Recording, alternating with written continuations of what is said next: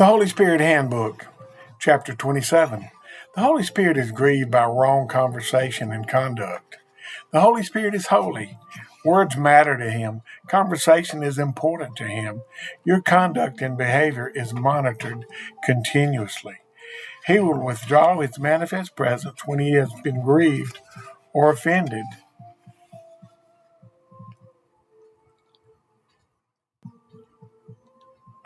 That's why the Apostle Paul wrote this remarkable warning.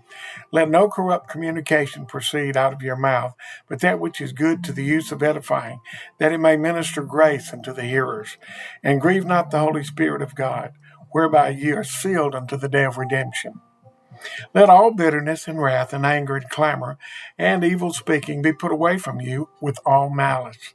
And be ye kind one to another, tenderhearted, forgiving one another, even as God for Christ's sake hath forgiven you. Ephesians 4:29-32. Any untrue word that wound the influence of someone not present are disloyal words.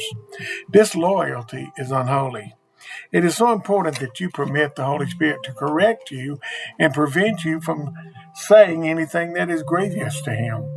His presence must be valued. His presence brings joy, peace, calmness in spirit. You cannot afford a day without His presence. I will never forget a conversation in Washington, D.C.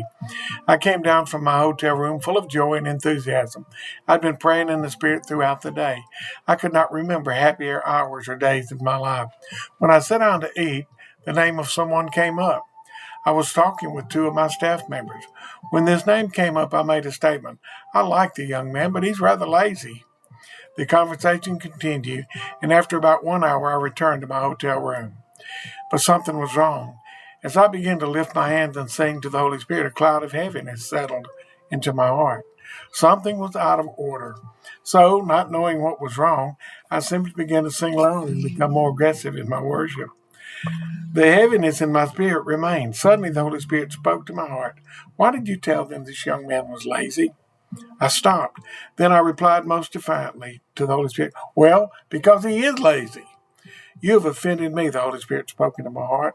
I thought for a moment. Then I replied, well, he did not hear me anyway. He's over 1,000 miles away. I heard you, and you offended me. I tried another approach. Well, Lord, it is true that he is lazy. I'd be willing to tell him that to his face. Suddenly, the Holy Spirit stopped me with a powerful understanding. He brought my mind to Philippians 4:8, where he gave us the criteria and guidelines for proper conversations. True, honest, just, pure, lovely, good report, virtuous, things praiseworthy. As I began to deal with my life, my heart began to break.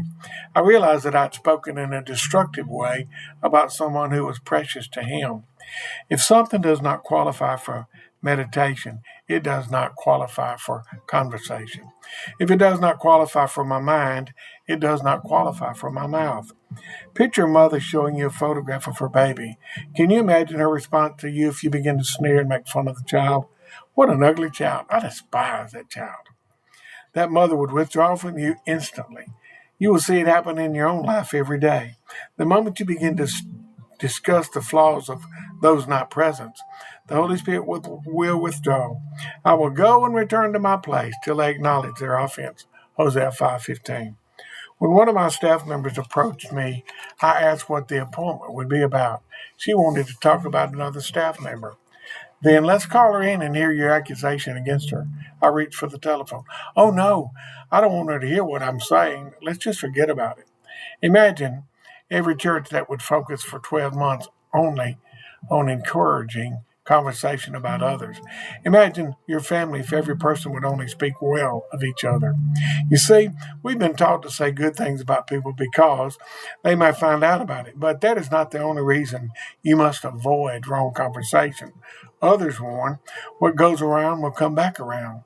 That, too, is not the reason for avoiding destructive words about others. The Holy Spirit is the reason you should avoid accusatory, and unflattering conversation about others. He withdraws.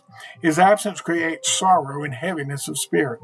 Always remember, the Holy Spirit is grieved by wrong conversations and conduct.